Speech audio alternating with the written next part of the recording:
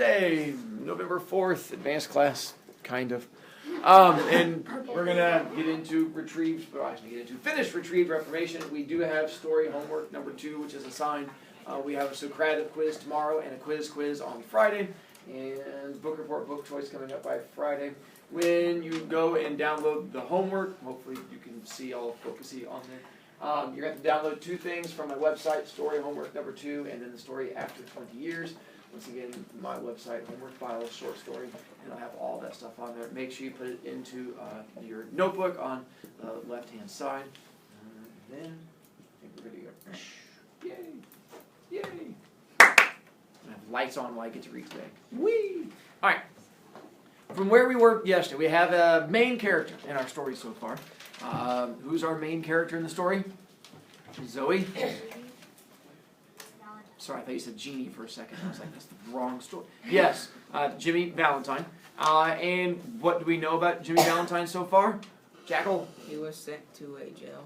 He was sent to a jail to clean it like a janitor? No, he was sent to be in jail because he was accused of robbing a vault. Works for me. Because technically, what is his job that he does? He is a safecracker. Safecracker. Nicely done. That he was. How long was he supposed to be in jail? 4 years. How long was he in jail? 10 months. Nicely done, because he's got connections that get him out. Let's do a raise of hands on Jimmy being a good person or a bad person. So if you say Jimmy is a good person overall, your opinion, raise your hand. If you say Jimmy is a bad person overall, raise your hand. Wow, you did that with a lot of enthusiasm. She really does not like Jimmy. Okay. We'll find out more because Jimmy has more choices coming up here in a moment. Let's see where we get to. Oh, Jimmy did get back to his place, and we found out that is Jimmy guilty? Yes. Why do we say that? Because he opened this and gave Fonley to find a set of burglars' tools in the east. So apparently Jimmy does have a supply of burglars' tools that he's been holding on to. So apparently he might have been a little bit on the guilty side. All right. So Knigget, I'll have you read from there. And then I do apologize, but I'm going to take over reading at some point because I want to make sure we get done so we have time at the end, just because I can read a little faster than you guys. So I know that normally I have no problem with you guys doing it, but I don't want to give you guys more homework than I have to. Knigget, we'll let you at least go a little bit since I cut you off yesterday because I was a horrible person. Yeah. All right. It was a complete set made of special... That's from back up. Start at the beginning. It says pulling out. Okay. Pulling out from the wall, folding bed, Jimmy slid back a panel in the wall and dragged out a dust-covered suitcase.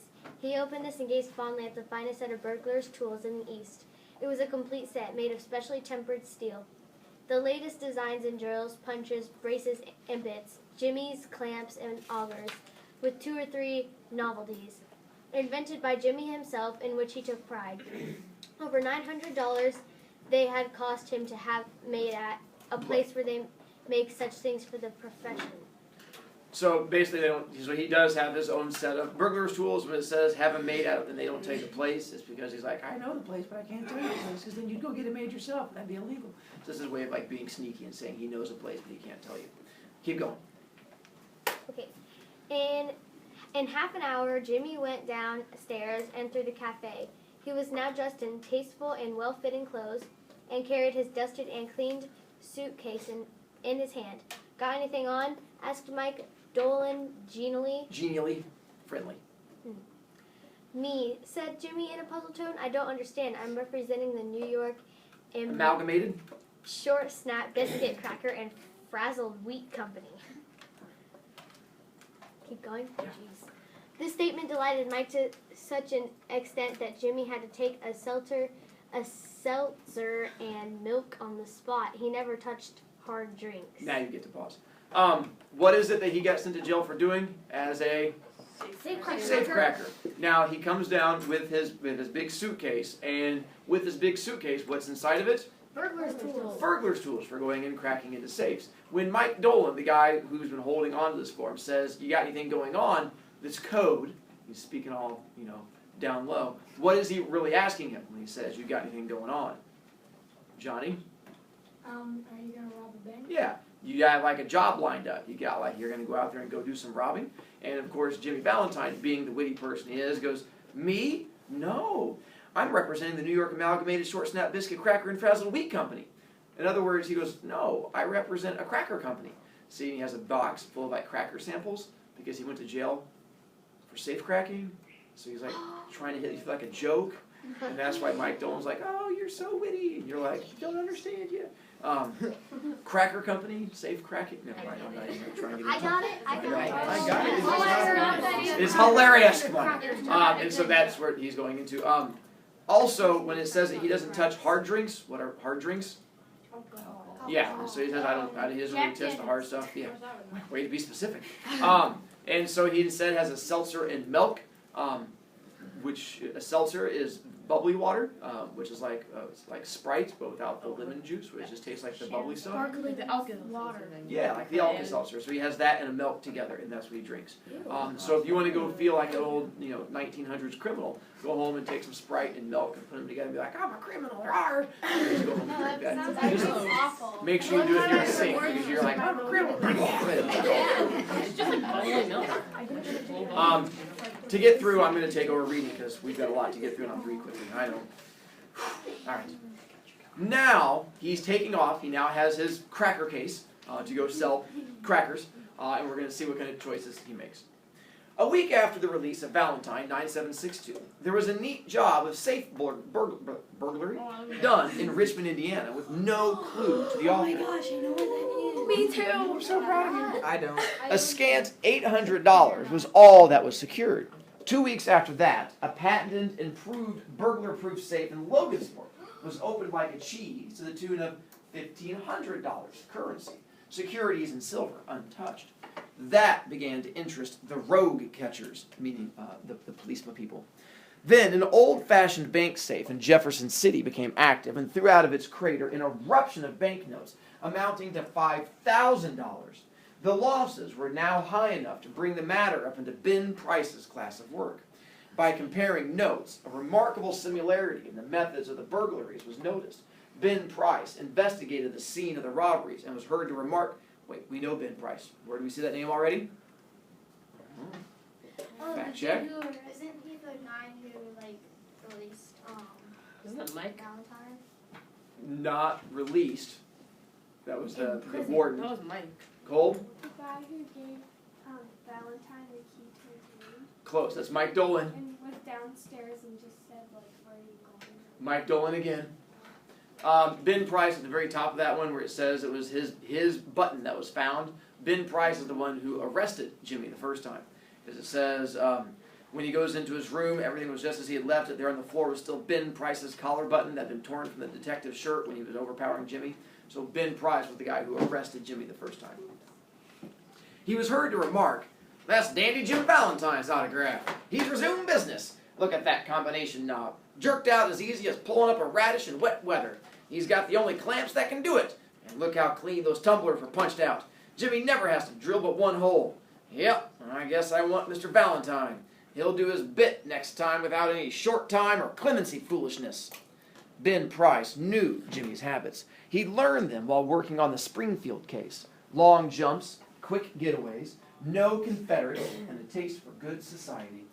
These ways had helped Mr. Valentine become noted as a successful dodger of retribution. It was given out that Ben Price had taken up the trail of the elusive cracksman, and that other people with burglar-proof safes felt more at ease. One afternoon, Jimmy Valentine and his suitcase climbed out of the mail hack in Elmore, a little town, that just means a mail train that was going from town to town. A little town 5 miles off the railroad down in the Blackjack County of Arkansas. Jimmy, looking like an athletic young senior just home from college, went down the board sidewalk toward the hotel. A young lady crossed the street, passed him at the corner, and entered a door over which was the sign, the Elmore Bank. Jimmy Valentine looked into her eyes, forgot what he was, and became another man. She lowered her eyes and colored slightly. Young men of Jimmy's style and looks were scarce in Elmore. Do you know what that means when it says he looked into her eyes, forgot what he was, and became another man? He was Can you get it? He likes her? He likes her. So So what he looks at her and he's like, hubba, hubba, hubba. And she looks at him and is like, whoa, that was awkward. And does like a little blushy thing. Oh, and what was she walking into, of course? A bank. And what was he there to do? Rob the bank. Awkward. And then he said he's turned into a different man, so he's not gonna rob the bank. Jimmy collared a boy that was loafing on the steps of the bank as if he were one of the stockholders, and began to ask him questions about the town, feeding him dimes at intervals. By and by, the young lady came out, looking royally unconscious of the young man with the suitcase, and went on her way. "Isn't that young lady Polly Simpson?" asked Jimmy with specious guile. "Nah," said the boy. "That's Annabelle Adams. Her pa owns this bank. Why'd you come to Elmore for? Is that a gold watch chain? I'm going to get a bulldog. You got any more dimes?" So he was tricky because he doesn't know the girl's name, so he pretends he's like, "Hey, isn't that Susie?" And the kid's like, "Nah, it's not Susie." And he gives, so this was his way of getting the girl's name. So now he knows her name. Creepy. Jimmy, children. She has the same last name as me. She could be like my sister. Jimmy went to the Planters Hotel. Registered. Well, I wouldn't choose a story if someone doesn't die. Jimmy went to the Planters Hotel, registered as Ralph D. Spencer, and engaged a room. He leaned on the desk and declared his platform to the clerk. He said he'd come to Elmore to look for a location to go into business. How was the shoe business now in town? He had thought of the shoe business. Was there an opening for it? The clerk was impressed by the clothes and manner of Jimmy. He himself was something of a pattern of fashion to the thinly gilded youth of Elmore, and he now perceived his shortcomings. While trying to figure out Jimmy's manner of tying his four-in-hand, he cordially gave information. The four-in-hand is a way of tying a knot. At one time, that was how you could tell how cool someone was, by how they tied their tie. The more intricate the tie knot, the cooler they were. And so people would come up with these really fancy ways of tying their ties that would impress other people. Yeah. Yes, there ought to be a good opening in the shoe line. There was not an exclusive shoe store in the place. The dry goods and general stores handled them. Business in all lines was fairly good. He hoped Mr. Spencer would decide to locate in Elmore, and he would find it a pleasant town to live in, and the people very sociable. Mr. Spencer thought he should stop over in the town a few days and look over the situation. No, the clerk needn't call the boy. He would carry up his suitcase himself. It was rather heavy. Because what's in the suitcase? Burglar tools. Good job. Mr. Ralph Spencer, the phoenix that arose from Jimmy Valentine's ashes, ashes left by the flame of a sudden and ultra attack of love, remained in Elmore and prospered. He opened a shoe store and secured a good run of trade. Socially, he was also a success and made many friends, and he accomplished the wish of his heart. He met Miss Annabelle Adams and became more and more captivated by her charms. At the end of a year, the situation of Mr. Ralph Spencer was this. He had won the respect of the community. His shoe store was flourishing, and he and Annabelle were engaged to be married in 2 weeks. Mr. Adams, the typical plodding country banker, approved of Spencer. Annabelle's pride in him almost equaled her affection. He was much at home in the family of Mr. Adams and that of Annabelle's married sister, as if he were already a member. So what has happened to Jimmy? Knigget. He's getting married to Annabelle. Because he's trying to find a way to rob the bank? Yeah. No. No. What's it seem like? He's trying to rob the bank. Is he the same person he was before? No.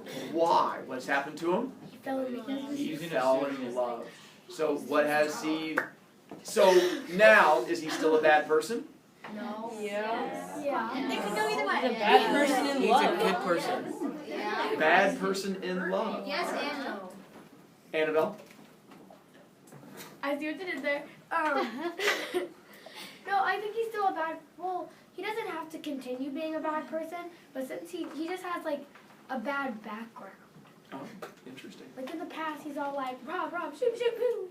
One day, Jimmy sat down in his room and wrote this letter, which he mailed to the safe address of one of his old friends in St. Louis.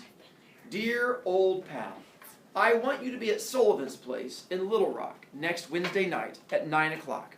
I want you to wind up some little matters for me. And also, I want to make you a present of my kit of tools. I know you'll be glad to get them. You couldn't duplicate the lot for $1,000. Say, Billy, I've quit the old business. a year ago. I've got a nice store. I'm making an honest living.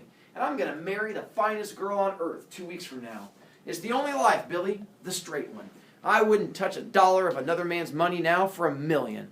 After I get married, I'm going to sell out and go west, where there won't be so much danger of having old scores brought up against me. I tell you, Billy, she's an angel. She believes in me, and I wouldn't do another crooked thing for the whole world. Be sure to be at Sully's, for I must see you. I'll bring along the tools with me. Your old friend, Jimmy. He's gonna kill him.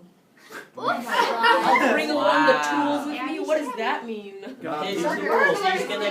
you. He's gonna give his friend a present of the burglar. So apparently he's... What decision has Jimmy made? To stop Kill robbing someone. places. There you go. Stop robbing places. Ali, Because he you loves just his lowered the wife. IQ. We're going to have a happy ending. Wait, no, honey, And no, then my you're hand gonna is up. Wait, Brovicast. Mr. On the Brovicast. Monday night, after Jimmy wrote his letter, Ben Price jogged unobtrusively into Elmore in a livery buggy Oh no. in a car. Who's Ben Price? The Detective hunting for him. guy. He lounged about town in his quiet way until he found out what he wanted to know. From the drugstore across the street from Spencer's shoe store, he got a good look at Ralph D. Spencer. Gonna marry the banker's daughter, are you, Jimmy? Said Ben to himself softly. Well, I don't know. The next morning, Jimmy took breakfast at the Adamses. He was going to Little Rock that day to order his wedding suit and buy something nice for Annabelle. That would be the first time he had left town since he came to Elmore. It had been more than a year now since those last professional jobs, and he thought he could safely venture out. After breakfast, quite a family party went downtown together. Mr. Adams, Annabelle, Jimmy, Annabelle's married sister, and her 2 little girls, aged 5 and 9. They came by the hotel where Jimmy still boarded, and he ran up to his room and brought along his suitcase. What's in the suitcase? His burglar's tools. Then they went on to the bank. There stood Jimmy's horse and buggy and Dolph Gibson, who was going to drive him over to the railroad station. All went inside the high carved oak railings into the banking room, Jimmy included, for Mr. Adams's future son-in-law was welcome anywhere.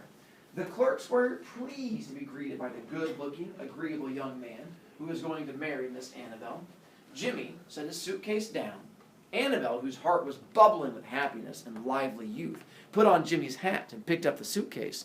"Wouldn't I make a nice drummer?" said Annabelle. A drummer is a door-to-door salesman. "My, Ralph, how heavy it is.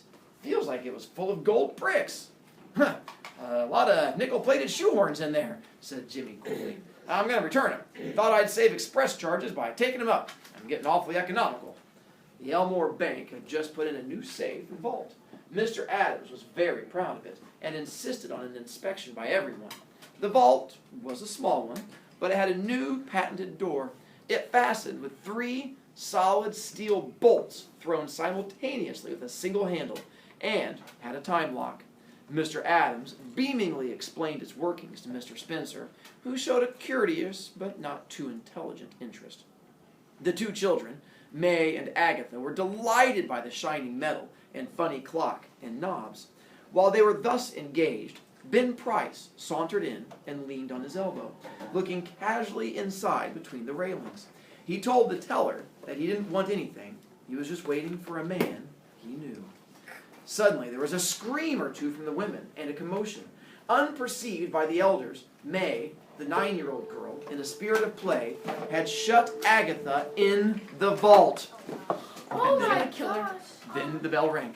So, I was trying to read as fast as I could. The drawback is you'll have homework. You have to finish and find out what happens and who dies. And that's all? Also, you're going to have to read after 20 years because it'll be on the quiz tomorrow a little bit too. Okay, so just after 20 years is Yeah, just read that and you're good. Take off.